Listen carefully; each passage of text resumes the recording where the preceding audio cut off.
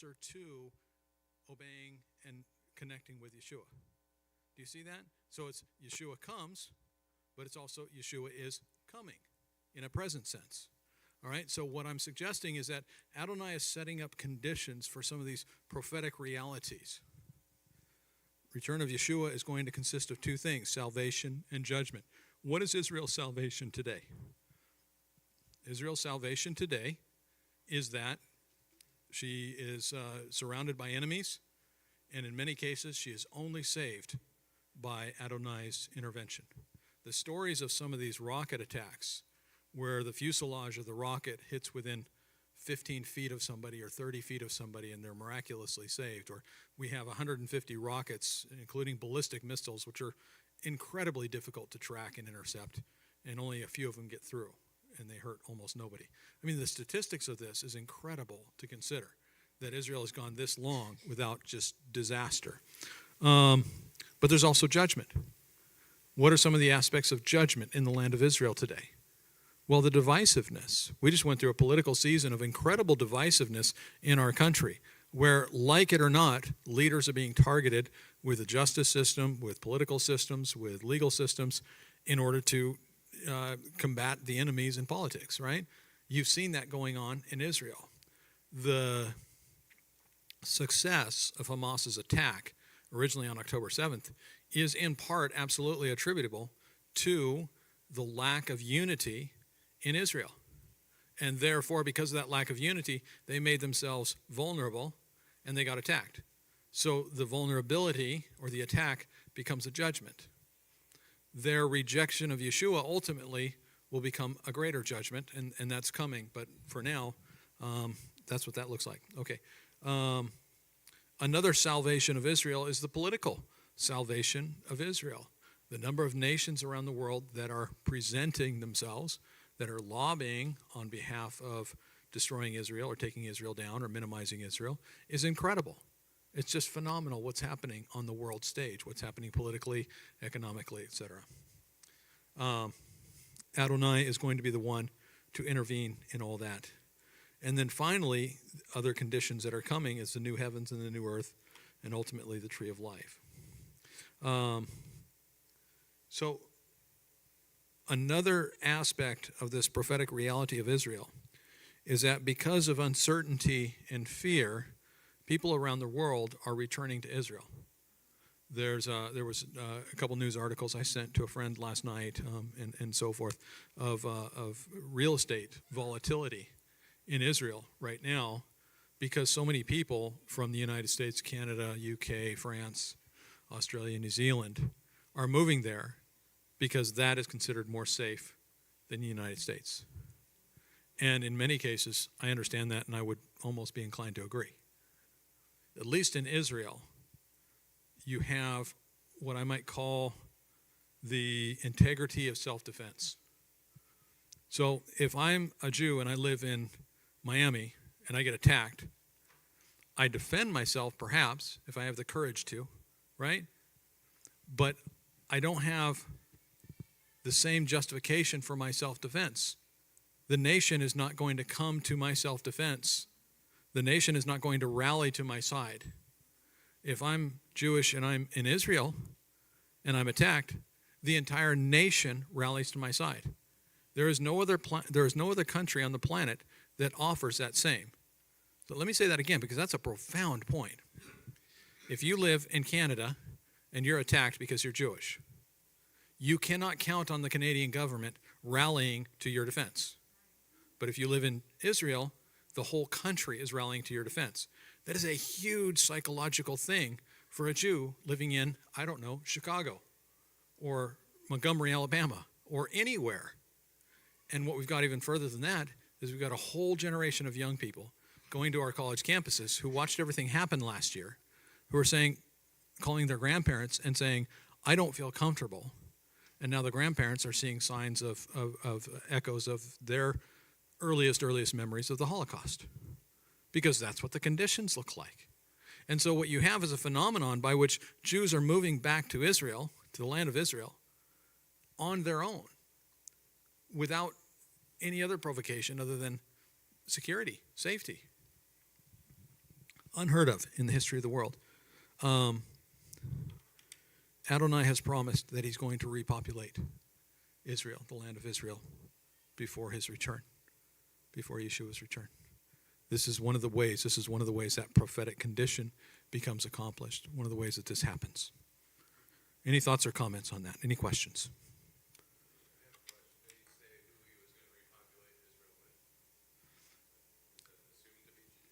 In all the text, there's a direct link to the people of Jacob, people of Israel. I mean, you don't go very far, a few sentences, a few words in some cases, where it's speaking primarily of Israel. For example, the new covenant, which is detailed in Jeremiah 31. It's a new covenant with Adonai and the people of Israel, the people of Jacob. So, yes, in nearly every case, there's no indication. However, there are, let me correct that, there are indications that the Gentiles also have a part to play in a restored Israel, especially when the temple is rebuilt, because some of the Gentiles are going to be offering sacrifices, which is crazy. It doesn't work in our current tradition, but that's what we're going to see how that all fleshes out. Yeah.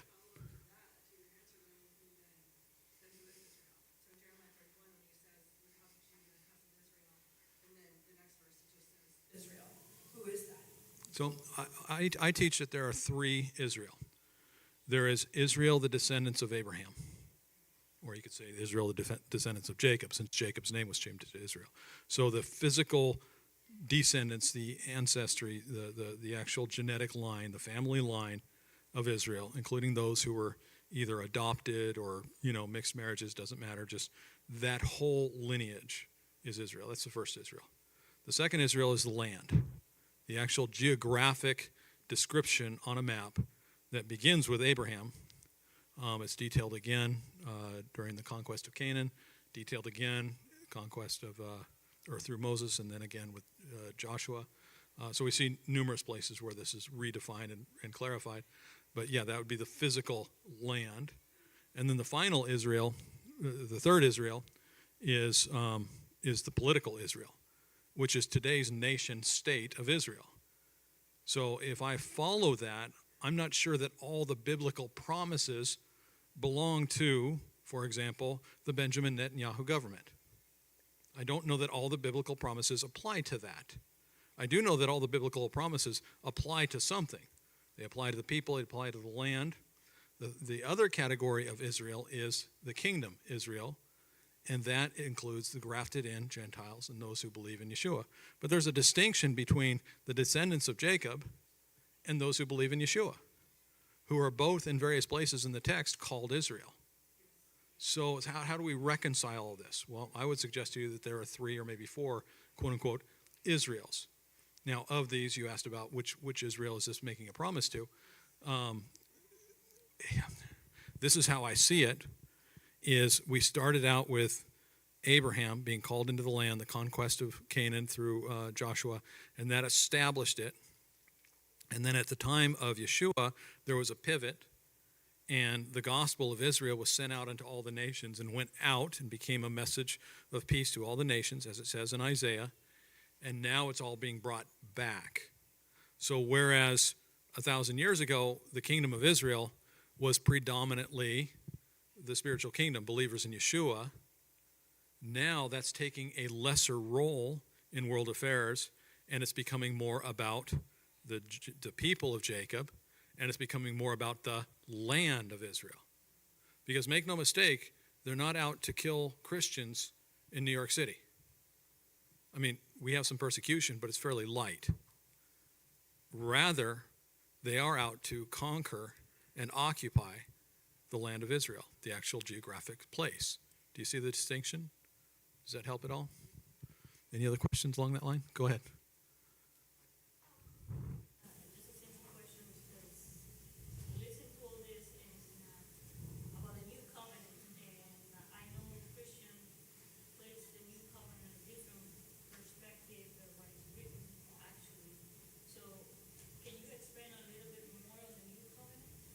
Well, the new covenant in Jeremiah 31 it speaks of a new covenant of the law or the Torah, which means we're still bound in the Torah, and it speaks of with the house of Jacob, house of Israel. So the new covenant there, what is actually new? And it says what's new. It says that I will write this on their hearts, and no longer will you teach brother to brother. Well, here's my objection, is we're not there. Because I'm still learning. And you're still learning. So we're all still learning. Let me find it here, and I'll just read it to you in the text. Days are coming, I will make a new covenant. Uses the word new, and it's in the text. It's in the Torah, so it's not translation. I'll make a new covenant with the house of Israel and the house of Yehudah. House of Israel and house of Judah. That's who the covenant's being made with. Those are the parties to the covenant. And then it says this, it will not be like the covenant I made with their fathers on the day I took them by their hand, brought them out of the land of Egypt, because they, for their part, violated my covenant, even though I, for my part, was a husband to them. So much packed into that. We could take weeks just to study that. But what's the covenant? What's the first covenant when they came out of Egypt? What's the very first covenant? It'd be manna. The very, very first covenant was manna. I will provide the manna. You will go out and gather it. You will gather it for your household. That's the very, very first terms of this is how this relationship's going to work. Remember, what was Pharaoh? Pharaoh was a father, first to Joseph, then to all the people of Israel. He was a father to them. He provided them their food in exchange for their slave labor. They cried out to Adonai. Adonai came along. Adonai replaced the Pharaoh with Moses. And for 10 plagues, we've got a side-by-side battle. And then out of that, Moses takes them into the desert, and he becomes the new father, introducing them to the Father in heaven. And when he does that, we have the first terms of that relationship is, I will provide you daily food. In the same way, a slave doesn't get to fill up a pantry full of food. A slave gets 1 day's food. What did the children of Israel get? They got 1 day's food. In order to show you that I am not like the Pharaoh. What did the Pharaoh do? He took away their straw. What happens when you take away the straw? You introduce competition. Now the strong can gather enough straw, and the weak cannot. How does that contrast with the manna? The manna is available to everyone. In fact, I may be better at gathering manna, but it doesn't matter. Whatever I do, I only get one portion. So it eliminates, it like cuts the heart out of competition. It cuts the heart out of the free market capitalist utopia that we think we have, right? Because now it's a welfare system and everybody's provided for. So nobody can gain power against another person. Everybody now is dependent on the father because I was a father to them or I was a husband to them, it says here. So that's the first covenant that came. It's unlike that covenant, he says.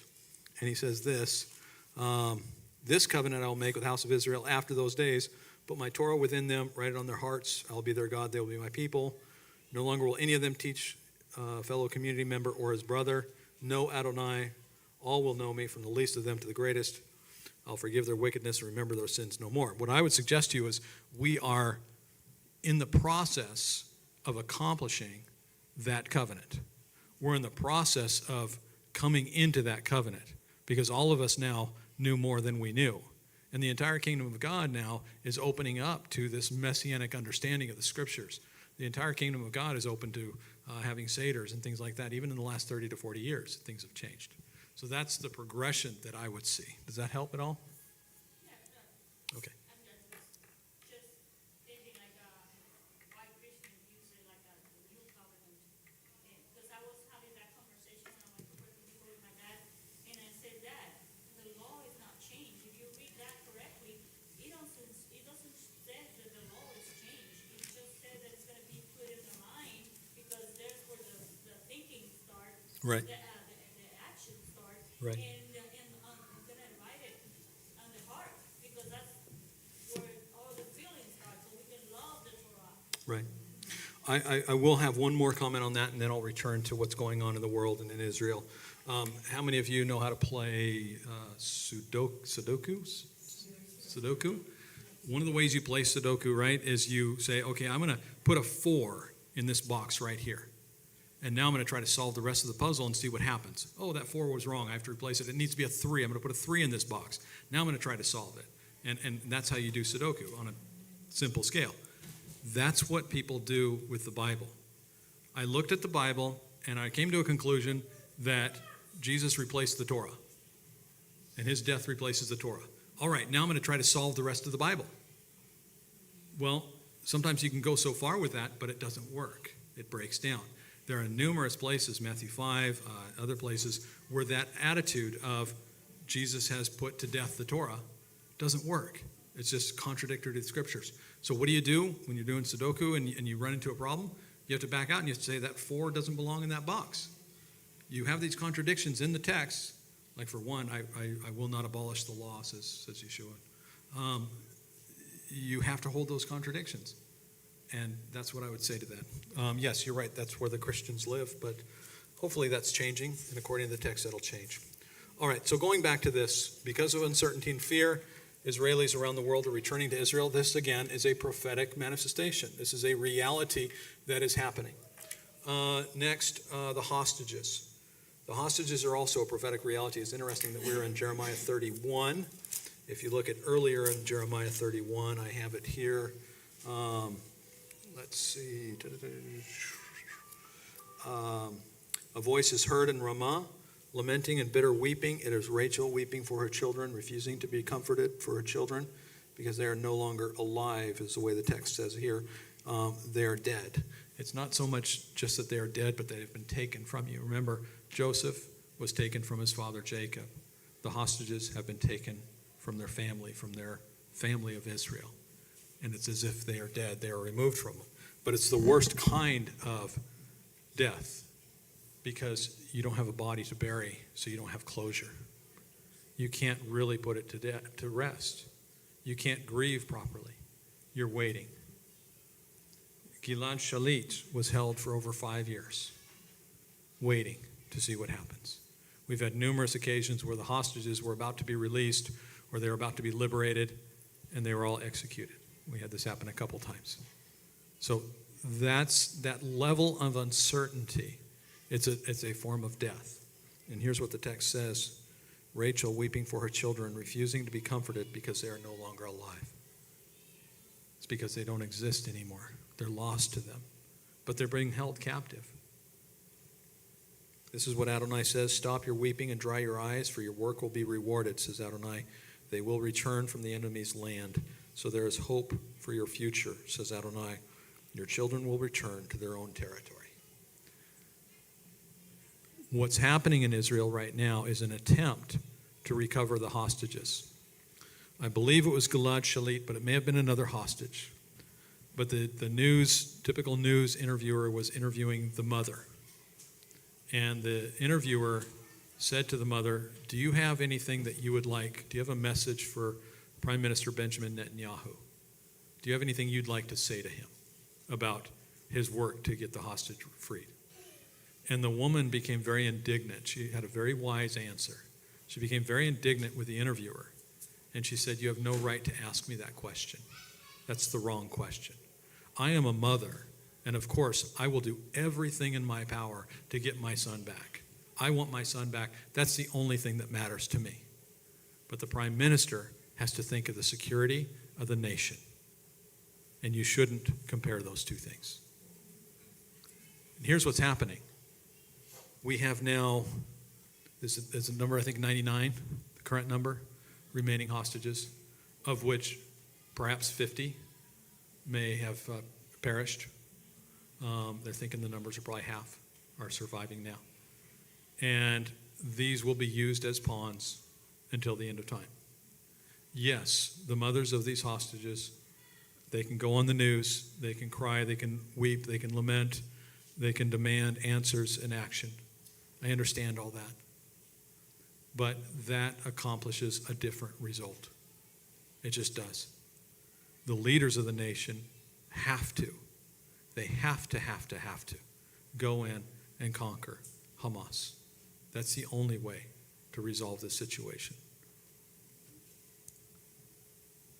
And the more pressure that's placed on Hamas, militarily, etc., the more pressure that's placed on Hamas, the more likely Hamas is to fold up and create opportunities to rescue some of these hostages.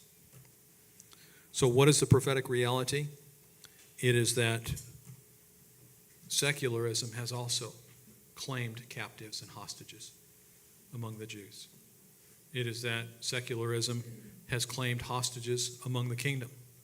I can't count the number of my peers that I went to college with, men who are pastors and teachers and leaders, who have children who are lost to the evils of this age.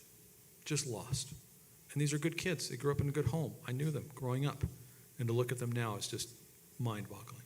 Just phenomenal. So yes, the kingdom of Adonai, the Israel, the spiritual Israel, if you want to use that term, those who believe in Yeshua, is also suffering the loss of its children. The restoration of those children will be something that's accomplished here in the last day. Absolutely. That's what's being referred to here in this Jeremiah passage. We just had a video, and I don't know if this is this morning or if it was last night. Anybody see that with I'm not going to pronounce it right, Zangakar? Anybody know that name? One of the hostages, Hamas, released a video of Zangakar, evidence that he's alive. Again, these are very manipulative type of moves on the part of Hamas, and it just goes to show that they're not acting in any kind of good faith. It's a very evil thing that they're doing. Okay, any comments or thoughts, questions on that? All right, the next thing I want to address here is, and I've mentioned this a couple times in my messages, so some of you have heard me talk about this, and I've probably talked about this one-on-one with some of you. What's happening around the world vis-a-vis Israel is a form of opportunism. And the most obvious opportunism is those who are hostile to Israel and would want to destroy Israel, wipe it off the map, and then take ownership or take occupation of Jerusalem, first of all, and then Israel. So we see that in the likes of Iran and Hamas and Hezbollah and so on and so forth. But there's another kind of opportunism out there. There are currently 6, maybe 5, I think it's 5 nations that have embassies in Jerusalem. Guatemala, Honduras, Kosovo, Papua New Guinea, and the United States. Why? We think that it's a good thing, that Trump did a good thing by moving the embassy from Tel Aviv to Jerusalem, because it demonstrates that Jerusalem is the capital of Israel, and so on and so on and so forth. Just be mindful that the world is filled with opportunism.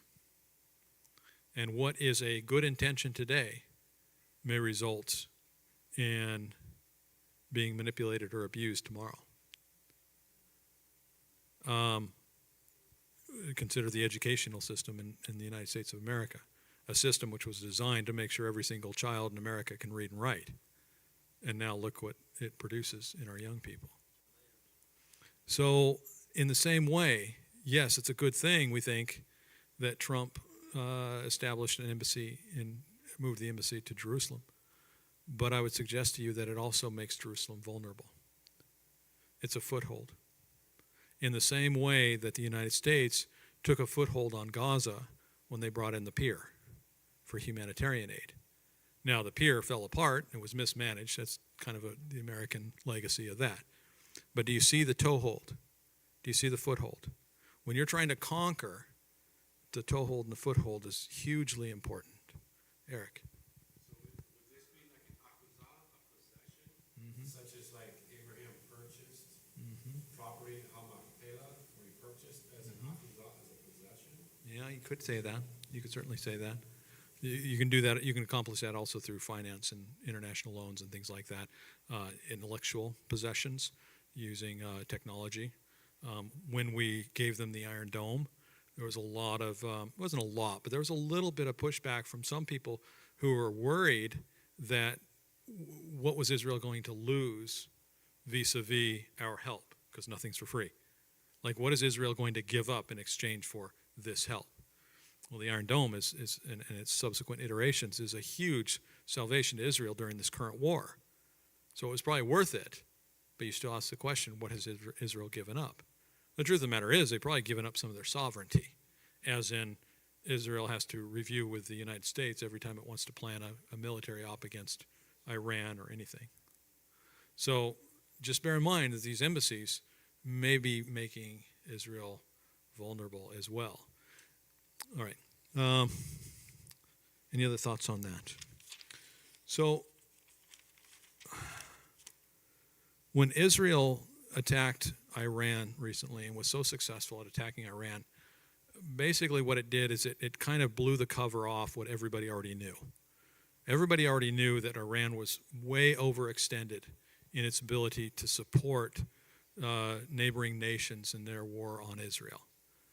But they were willing to keep going in this massive bluff in order to try to win the day and try to be successful in conquering or destroying Israel. But when Israel pushed back against Hezbollah so effectively with the pager operation, the phone operation, and then some of the bombings that took place, when Israel pushed back in that way and gained so much success, there was a lot of, it kind of made Iran vulnerable. It made some of the power players vulnerable. And so what we see now just in the last few weeks is a massive reshuffling in the Middle East. So in Iraq and Afghanistan, the Taliban is active again at trying to insert themselves in affairs. Many of you know Syria has been in a civil war for decades, and the rebels in that civil war are suddenly making great gains, and so on and so forth. Lebanon is the nation of Lebanon, separate from Hezbollah, is making statements positive of Israel, and you could even foresee perhaps a short-term alliance gaining between the nation-state of Lebanon and Israel, where Hezbollah being the common enemy, and so on and so forth. So you see all this, and then of course we got Sunni and Shia, the different major camps of Islam. You see all these sort of actors starting to reshuffle and reconfigure. When I was a kid, we used to play the board game Risk, and you would have an alliance with some other player, and sometimes you'd make it secret. You'd work out a little code, and we're going to be buddies. We're not going to attack each other. And that would last for a little while, and then all of a sudden you'd have different alliances on the board, and all of a sudden everybody changes teams all at once. That's what you're seeing in the Middle East right now. Everybody's changing teams. And so everything is getting reshuffled. And on the one hand, we might celebrate this because it's coming out of the destabilization of the power structures of the big three is Hamas, Hezbollah, and Iran, or the IRGC, Iranian Revolutionary Guard Corps. Those are the three big power structures that we've seen in vis-a-vis immediately adjacent to Israel. So those three are becoming destabilized, and there's other parties that are able to gain a foothold. But then it's the devil you know versus the devil you don't. So just because things are destabilizing doesn't necessarily mean the end result is going to be better for us. Does that make sense? So imagine I was the captain of the football team, and I get to pick my team, and I'm looking out, and I'm looking at all these players, and I pick my team, and I start to play with it, and they start getting beat up and they start losing. What if I start pushing people out and I pick others? What if I start moving things around? See, there's a power player. It was Iran. There's a power player who's saying, okay, I'm going to bring in Hamas, I'm going to bring in Hezbollah, I'm going to bring in ISIS, I'm going to bring in the Taliban, I'm going to bring in all these actors, and I'm going to put them to work for me. And they're getting beat up. They're kind of like cannon fodder. Hamas and Hezbollah are getting beat up by Israel. Well, the power player can very quickly say, okay, you're not on my team, I'm grabbing you and you and you. See, bear in mind that the big power players we haven't seen active vis-a-vis direct confrontation with Israel. What are the big ones? Russia, China, Turkey, Iran, and there's a lot of indirect but very direct sort of involvement. But China, Russia, and Turkey have not been directly involved yet. One of those, a power figure could arise from one of those and start picking a new team, and all of a sudden we're off to the races again. That's the reality. So I've heard some commentators doing victory laps over what's happening in the Middle East, like right now. Look what Israel did. It destabilized everything and so on and so on and so forth. And I'm concerned. I'm probably more concerned now than I was. Linda.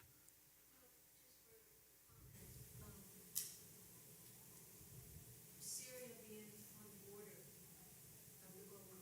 Right. So the IDF has already gone in and they're making huge trenches so that, like during the 67 war, they made the trenches going up to the Golan so that the tanks from Syria could not go up. Right. And so they're doing that again because they don't know. Yeah. Because the world's looking at it as if, yay, Assad's going to be, Yeah. taken out. Damascus may be gone, not by the way we thought it was going to be gone, Right. but at the same time, Israel's like, no, that's our border. Yeah. We got to make sure that, Al-Qaeda doesn't come in, ISIS doesn't come in, because there was just Jerusalem, either yesterday or this morning, somebody went in with a knife in Jerusalem and he had ISIS, Yeah. on him. So Yeah. they're still being watchful. The Yeah. world might think that they're cheering, but Israel's paying close attention to it. Yeah. And I think we need to, as watchmen also, be aware of some of the dynamics around the world. I can't minimize, or I can't, well, that's not the way to say it. I can't speak too much of the avarice and greed of Turkey. The Chinese are a huge force on the earth vis-a-vis politically and economically, and they will continue to be. Yep. The insanity of North Korea and, quite frankly, of Syria are frightening. Just sorry to say it. The world is no more stable now than it was in 1950 when they had little kids diving under their desk for nuclear bomb drills. The world it's got a wobble to it. Like when a top begins to wind down, it gets a wobble. But Adonai's in charge. And again, what I'm saying is he's setting up conditions to bring about these prophetic realities. Let's see. So I talked about, there's the civil war. I wanted to mention the civil war in Syria has kicked up, and the rebels have taken huge. They took Aleppo. They're around some of the other cities as well. It looks like they're going to take great gains. So you could have a complete destabilization of Syria. But make no mistake, all that means is there's a new player in town, and he might get picked to do this or that, or be this or that. So there's no time for victory laps, I guess, is kind of the summary of what I'm saying. Gino? This morning, Trump posted that he doesn't want the United States to interfere at all in Syria. He's saying it's not our battle, that they should deal with it on their own. Yeah. I'm probably an isolationist at heart, except Israel. I would kind of prefer we weren't involved in Ukraine and sub-Saharan Africa, and so on and so forth. And still does. Yeah, but now that Ukraine's not as much. Right. Just one of my comments, if I can, on Ukraine. I'm still perplexed at the Ukrainian war. It almost doesn't make sense to me that it is even anything on the world stage. It's a localized border conflict between, quite honestly, frankly, two bullies. They're both bullies. They're both thugs. The Russian government and the Ukrainian government. They're very, very challenging. The Ukrainian people are beautiful people. And just out of curiosity, the single largest Messianic congregation in the world is Ukrainian. And the top 10 or something congregations in the world are in Ukraine, Messianic congregations. What's that? Belarus. Yep. Yeah, the Messianic movement over there is just huge. And they have congregations of like 1,500 and 2,500. Huge congregations. So, but that being said, still, the rest of the thing, and Zelensky has me also likewise perplexed. I'm not sure what to make of him. He's a curiosity to me. All right. I believe there is a peace coming. There's certainly prophetically a peace coming in the text. vis-a-vis the prophecies that talk about the return of Yeshua. I believe there's a peace coming, and so we're looking for that. Did I talk about property values? I didn't talk about property values, did I? Did I mention it? The fact that people are moving back. Yeah, there's going to be a peace. I believe there's going to be a peace in the land before the next big push, and it wouldn't surprise me that this becomes a time of realignment, of rebuilding, of reconfiguration of allies all aligned against Israel. This is a time for some new big players to step onto the stage. This could be the time for the man of lawlessness who's going to take over and really push for the building of his temple and so on and so forth. I'm talking about the next temple in Jerusalem, but he builds it, and so he's going to claim it, and we'll see what that looks like. But that's when things get really, really exciting. But there's a period of peace before that happens, and I think we might be entering into that peace. So I have this. I don't have final details, but I am going to try and research doing a tour to Israel in the fall of 2025. It's 1 year from now. It's a short window. Our hope is to get 30, maybe 40. We'll do it just like we did last time. Now, it matters if things are at peace there.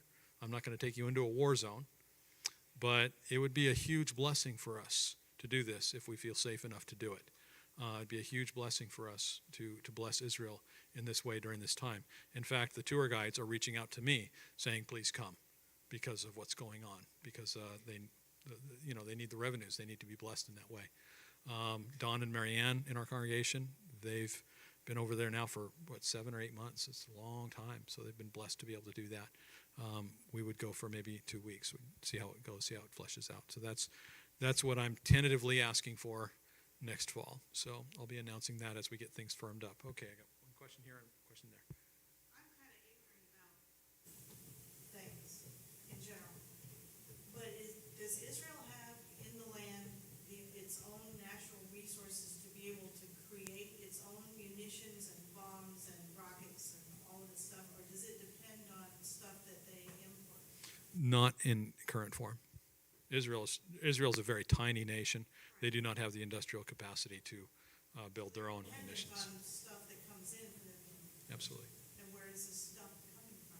Well, right now it's coming primarily from the United States, but it also comes from Europe, UK, France, Germany. Until we get petulant and say we're not sending you stuff. Well, that's the funny thing about it. I mean, yeah, that was a big story, and it was happening. And I'll give you, it was there to make a point, and it was evil what the administration was doing by trying to withhold munitions from Israel.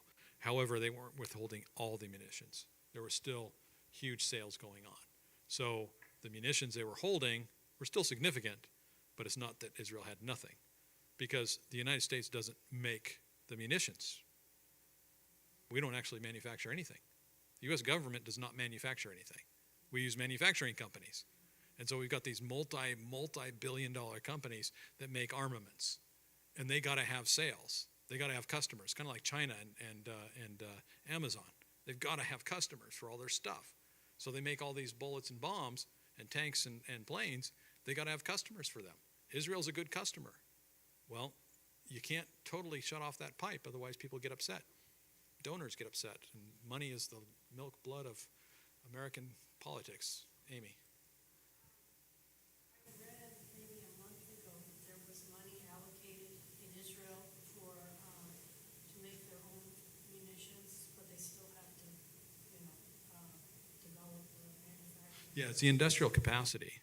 I mean, you're talking about pretty advanced levels of manufacturing, way more advanced than making a car or making a computer. It's really quite incredible, munitions manufacturing.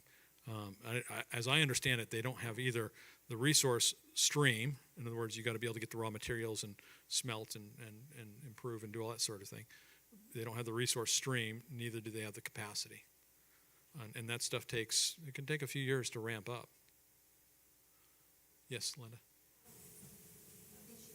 Okay, Jay, go ahead. Just had a quick question. When you take a tour, say, over to Israel, do you do a humanitarian project or mission project, or is it just a tour of the... What we did last time was a teaching tour. And so we take, we don't do it just to be sightseeing or touristy stuff. but we go to various sites that are significant to us and to our tradition and to what we understand, and then we teach on a pretty advanced level what the meaning is, what the significance of that is. And so there's a lot of teaching, a lot of exposure to that. That's what we did last time. I think that worked the best. If you want to do work in the land, I can set you up with some people that are accommodating that, and that's a very good thing to do. The problem with that is that it takes so much organization to be effective as a volunteer group.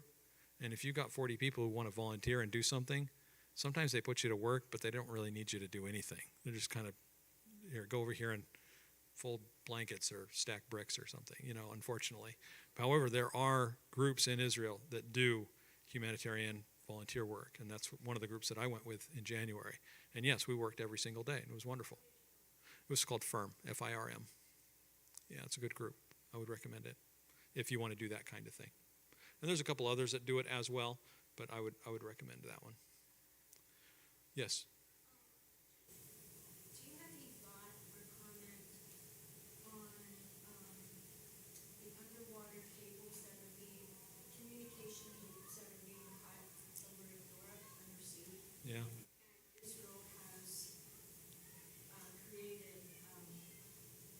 this incredible submarine. I think they're nicknaming it Blue Dolphin, and Germany has it. Mm-hmm. And do you think that they are using that for Israel to detect how these cables are being cut? That's one, I've read that, and that's one speculation. I also believe that they're in the process of testing out some repair techniques and things like this, as far as repairing some of these cables. I found that to be all very interesting, fascinating. One of my immediate reactions to it, and this is just my opinion, is that this is a, rehearsal. We're going to cut these cables and watch what happens. It's like a military drill. It's like war games. We're going to cut this cable and watch how you respond. And understand that this is something that happens in terrorism all the time. I'm going to set off a little bomb in a trash can in the front of the airport, and I'm going to watch how you respond. And now I know what your response patterns are. Now I know where to go to do real damage. And we see that all the time. And so that was my first thought when I read that. And we'll see what happens. But understand that the movement of information in our age is incredible. And if you want to destroy Western civilization, or at this point probably global civilization, you cut off the flow of information. Yes? I agree with you about Turkey. It still blows my mind that NATO allowed them to join, and I don't trust them. And if Turkey did do something, what would NATO do? Would they usually do nothing? Well, it might depend on who's in charge at NATO and whether they've made an alliance with Turkey. I mean, we think of, and this is the American thing, right? We think we're the top of the heap, and we've got these other people under our skirts. Has it occurred to us that maybe we're wrong? That maybe Turkey is the 800-pound gorilla in the room. Maybe they're the big bully. Maybe they're the ones to make this happen. And it's not NATO telling them, it's them telling NATO. I mean, look at the way Zelensky was received around the world. Western leaders were bowing to him. It was crazy. Who is this guy? And who is he, right? He was an actor. It's a Ukrainian Ronald Reagan. He was an actor, become politician. And he's so effective at walking into a room, and he's so charismatic, and people are just fawning all over him. It's like, wow, this is interesting. Go ahead, let's hear your theory. The phone call Trump made that he got impeached on, it was to Zelensky, because he said, I ain't giving him millions of dollars. I don't know, who is this guy? Yeah. And then he asked them to check on him, but Biden did. Yeah. His company, Burisma? Yeah, that his son was working for. I believe Zelensky's got our president by the cojones, and he's just doing what he needs to do. I believe he's compromised. And I believe That would make sense as to why he's been received that way in America. But why is he received that way in Australia, New Zealand, and around the world? I think he's compromised. That's my opinion. At that level, they're all compromised. Why did Zelensky not say anything during the impeachment? Yeah, I don't know. Why did he keep his mouth shut? No, those are very good questions. Yeah, no, they're very good questions, and it does point to that. There's no other explanation. Yeah. I'm sorry. No, it's okay. Good job. You get me going, but That's okay. there's a lot of young men going home with body bags over these dirt bags. Yeah, no, it's sad. incredible. Gino. I want to go back to Jeremiah real quick. Yeah. So in Jeremiah 30, when it's talking about Jacob's trouble, in the times of Jacob's trouble, do you think that maybe we're there or heading there, or and also because it talks about how he looks around and he sees men with their hands on their loins like they're pregnant, but they can't give, like men can't give birth. And we see that going on in the world now, where men are saying, or women are saying to men that they're pregnant, and it's Jacob's trouble. And like you said, there'll be peace first, and talks about how he saves Jacob out of that. Yeah. Going into 31. Yeah, I don't see that, the holding of the loins, like they're pregnant. I've heard people talk about that, and maybe, I don't know. It doesn't really stir me, but I do understand, because the whole trans and gender confusion issue is global, and it isn't limited at all to the Middle East or to Israel. So, Because Jacob also means Israel. yeah. Could be the people, God's people. Right, right. It is. It's the time that we're in. Yeah, I could be wrong. I'm looking for.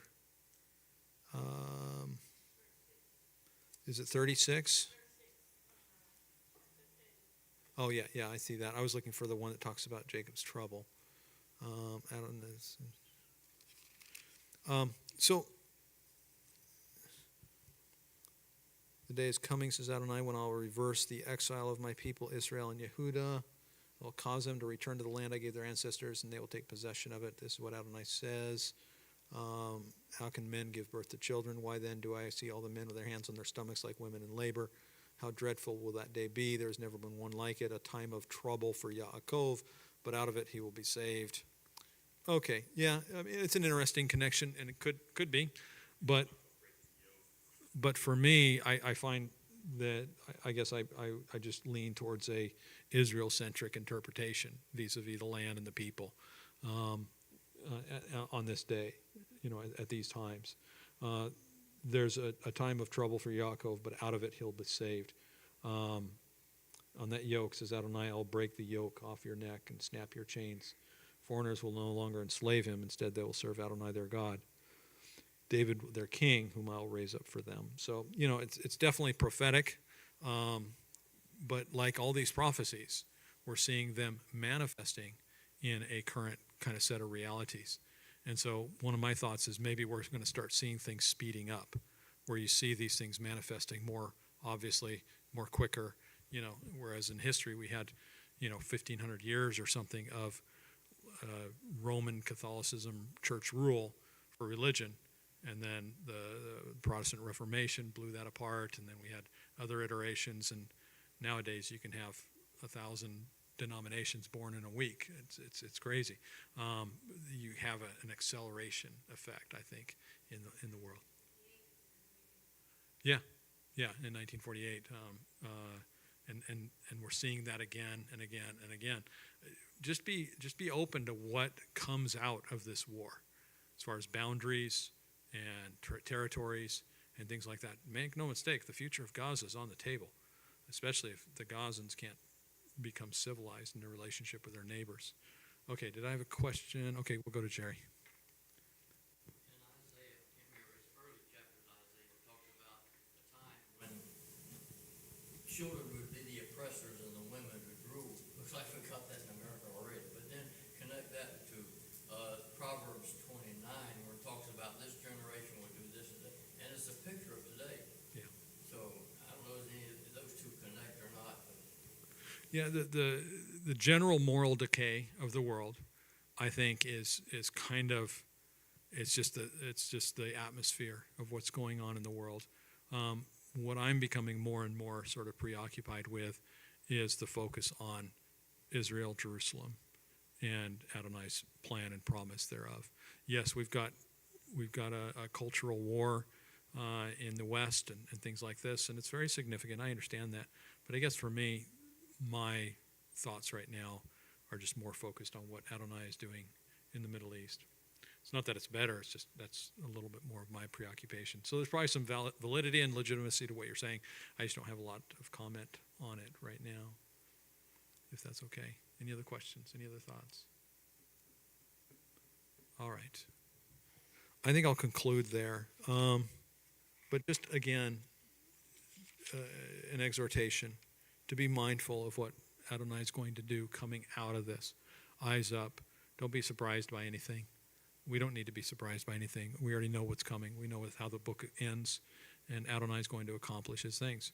As you look at nations like China and Turkey, don't be surprised at the roles they take. Don't be surprised at the way the world fawns over them, the way they fawned over Zelensky. We could see some of that. Imagine the PM of China being worshipped as he comes into Russia or comes into London or New York City. Yeah, these things could happen very, very quickly. Linda? But this was from this morning, about 5 hours ago, Israeli time. The Syrian government jet that just took off from Damascus is currently the most watched plane in the world. So it's probably a sign that finally left Damascus and is probably on his way to Turkey or Moscow. Yep, probably Russia. They'll give him a cabin in the woods for a little while anyway. Siberia.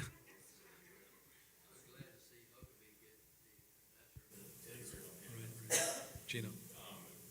So I had a question on like the new covenant to me. Could that also possibly be because the way I looked at it also, because I know like all these things can mean multiple things, but I also saw it as maybe like the covenant would be with Jesus coming, and then he put it on your hearts like the Holy Spirit, you know, and like that's the comforter where he put inside you, like now we don't have to worry about going through all this stuff. We go into a temple to be with God in his presence. That now he's in our hearts. You know, like, I understand that, but for me and my reading of it, I always saw. You see, yeah, you're right. The Gentile Christian perspective is okay. Now we've got the Spirit, so we don't need to be in Jerusalem. We don't need to do these sacrifices. Well, the truth of the matter is, we had His Ruach all along, and we didn't need to go to Jerusalem. We didn't need to go in there. There are huge hundreds of years where the temple was either locked or destroyed, not built, and this is before Yeshua. So evidently, you know, and Adonai's Spirit was there with the prophets. It was there with the remnant. He was always there. So for me, I don't see, again, I see that as kind of a replacement theology remnant, an idea that, replace that and just like that's a new covenant where it's when he sat down to help her with us and like another, not necessarily a new, but like another. yeah, but you're right, and I do have to process that as well, even in my opinion, which is a little contrasting of what you're saying, or a little contrary, which is okay. But I also have to deal with the fact that Yeshua says, I will send you. He's obviously sending something. It'll be new. It's a new covenant. These are Yeshua's words. So you're absolutely right. We do have to resolve this. It's just I tend to lean into a more conservative sort of resolving of it, and I don't have it completely worked out in my mind either. But I do feel very comfortable with kind of how we do it here, so to speak. All right, any other questions? Eric, yeah. I heard this week they're saying that now there's 100 countries that are now willing to hold Israel responsible for war crimes. Yep. Crazy. Yep, absolutely. Yeah, there's what are the nations now that have standing bench warrants on PM and the military leader? So, I mean, yeah, absolutely right. Yeah, I mean, no, the world is going there, and it's not mad because it's justified in their mind, which is why a Jew looking at the world, a Jew looking at America, is like the safest place on the planet is no longer America. The safest place on the planet is Israel, because at least they will take the attack seriously, and they will defend me, and so I will defend them. And that's what people are saying, especially the young people. I think Trump might, but I think that's the way the world's going. So we'll see. We'll see. I mean, again, like the Abraham Accords accomplished a great deal in the mind of peace and gave a little bit of buffer to Israel and normalized relationships between Israel and some of the other nations. That's great, but we don't know at what cost. And we don't know what the cost is of the next peace treaty is going to be. Those are my concerns. Those are matters for prayer. All right, shall we leave it at that? Faith. Missiologically, Iran is the fastest growing church right now in the world. I read something this week, I don't understand all of it, but for example, in Syria right now, with the Kurds that are fighting, all Yep. those different groups are fighting. Yep. The Kurds are one of the most unreached people group, but one of the hardest unreached people groups to reach. Yeah. Linguistically and location-wise. Right. And it's so interesting because of this, they're not isolated anymore. Yeah. So when you consider that the gospel needs to go to every nation, and when it says every nation, it's patata ethne, it's every ethnic group. Mhm. It's not a political nation. There's also a lot happening Yeah. in the nations for the gospel to go. Yeah. Yeah, and we can look forward to that being, some of the final iterations of the movements of the kingdom of God. There's going to be some openings. There's going to be some realignments that allow the kingdom to go places and become things. There's always going to be an underground sort of kingdom, and that will be what it'll be. But in the meantime, we will go where we can, and Adonai will open the doors that He will open. All right, shall we end it there? All right, thank you. If you have any more questions or any other discussion, I'll try to do these sort of lectures from time to time, not necessarily on Israel. Stay tuned for announcements about a possible tour next year, and I'll let you know here in a couple weeks because I'll be talking to these guys soon. So, all right, thank you all. Shabbat shalom, shalom, shalom.